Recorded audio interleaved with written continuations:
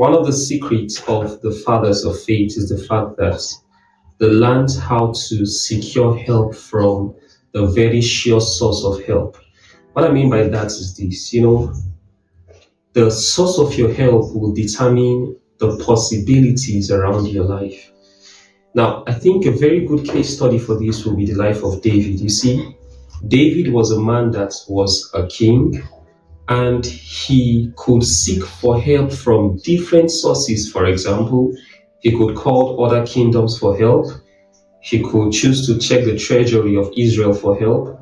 A lot of things he could choose to do. However, in Psalm 121, David said, I will look up to the hills from whence cometh my help.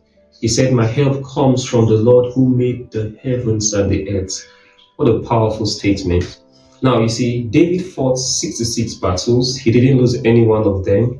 And the reason was because he knew how to secure help from God. In fact, towards the end of David's life, when he was recounting God's goodness in his life, there was something profound he said.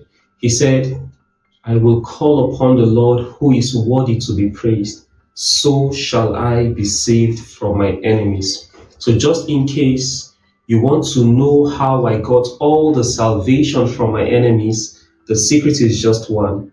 I called upon the Lord and he gave me salvation. Now, it is very powerful because the surest way to destroy your life is to think that mortal man can be of maximum help to you. Now, whenever you read the Bible, I want you to learn how to see the sovereignty of God and not just the activities of men. For instance, someone can pick up the life of Joseph and say, okay, if he didn't meet the butler and baker in the prison, he probably wouldn't have met Pharaoh and all that. But I need you to understand that when God wants to do a thing, he has infinite ways of doing one very thing. It's just the will of God playing out. I mean that even if the butler and baker had not come to that prison, God would have found several thousands of other ways to do that very thing he wants to do. So learn to see God's sovereignty and not just men's activity. Now, this is powerful because if you can adopt this principle, you will notice a radical transformation in your life. For instance, let's take Joseph again as an example. When he was in the prison, imagine that a good and kind man wants to help Joseph at that point.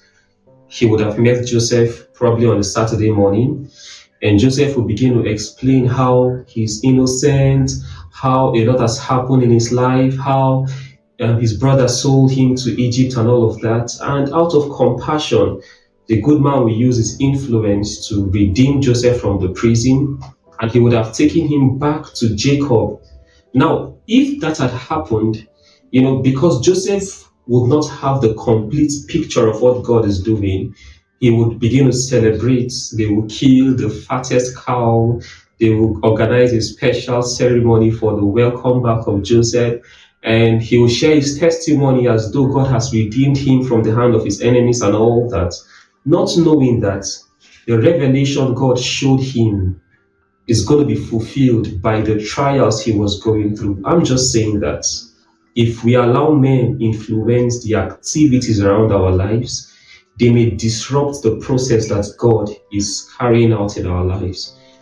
See the sovereignty of God. If you're a child of God, allow God be the God in your life. Be like David. Let your eyes always be up to God. You see, there are three things about God that qualifies him to be our ultimate source of help. Number one, God is omnipresent. That means there is not a single situation that will happen in our life that God will be found absent. God is omniscient. God knows everything. You see, before you render help, you should know every nitty-gritty of that matter. Joseph in prison, you should understand how this connects to the bigger picture.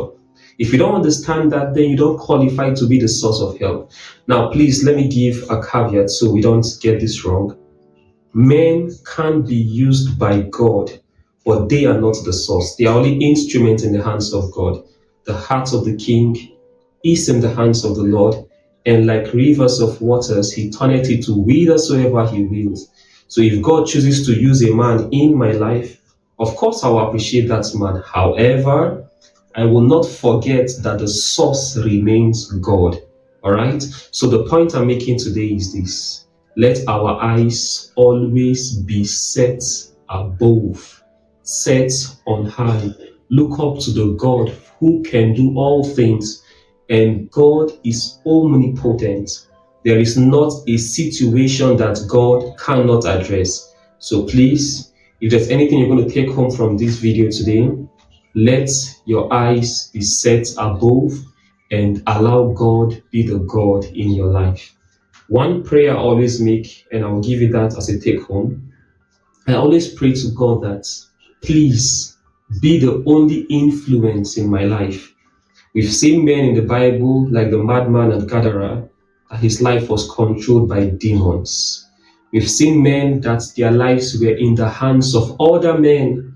For instance, Judas Iscariot, when the high priest sat down in their board meeting and they concocted a plan on how they would destroy Jesus, and they needed someone to carry out that plan.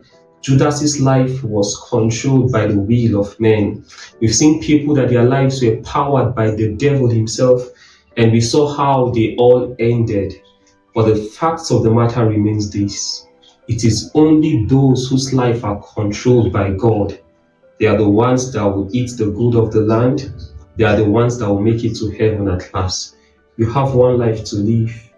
And if I were you, I'll fall down flat on my face and say, this one life I live will only be controlled and powered by God.